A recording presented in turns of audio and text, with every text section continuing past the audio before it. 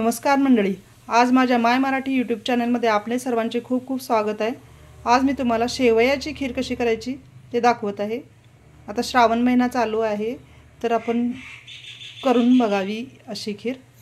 तर त्यासाठी मी साहित्य घेतलेले आहे। 1 वाटी शेवया, 1 वाटी साखर, काजू बदाम तुकडे तुकडे करून थोडेसे घेतले, ते 1-2 चमचे छोटे होतील।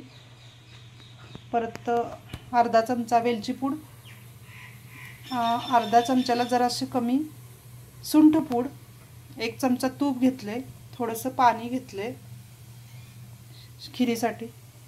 तर आपण वर मी कढई ठेवलेली आहे तापत, ती तापलेली आहे। तर त्याच्यामध्ये मी आता ह्या 1 वाटी शेवया घेतलेल्या आहेत त्या घालते आहे। त्या भाजून घ्यायच्या आहेत आपण परतून। या शेवया भाजत असतानाच त्याच्यामध्ये मी हे तूप घेतलेले 1 चमचा ते घालत आहे। तूप घातल्यानंतर मी हे ड्रायफ्रूट्स त्याच्यामध्ये घालत आहे।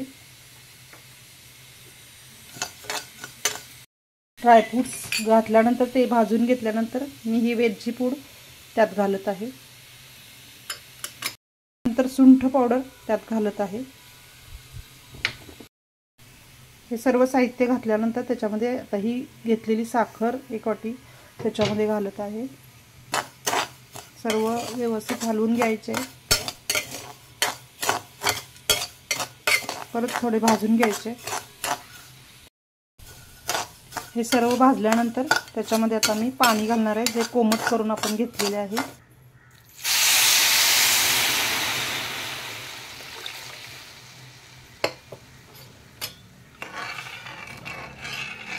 परत हलवून घ्यायचे असे। तर मी झाकून ठेवत आहे, एक 10-15 मिनिटासाठी हे मी शिजू द्यायसाठी ठेवलेलं आहे। आपली शेवयाची खीर तयार झाली आहे, मस्त सुगंध सुटलेला आहे।